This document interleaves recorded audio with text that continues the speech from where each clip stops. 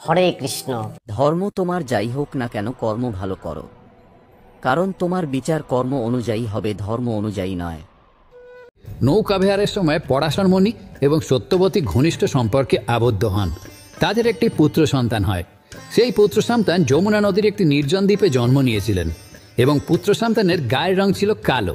তাই সদ্যজাত সন্তানের নাম রাখা হয় কৃষ্ণ দ্বৈপায়ন। এই ঋষি কৃষ্ণ দ্বৈপায়নই বেদের ব্যাখ্যা, শ্লোক এবং তথ্যের পরিধি অনুযায়ী বেদকে 4টি ভাগে ভাগ করেন। এই জ্ঞানের মধ্যে পড়ে বেদ, উপনিষদ, গীতা আরও অনেক কিছু।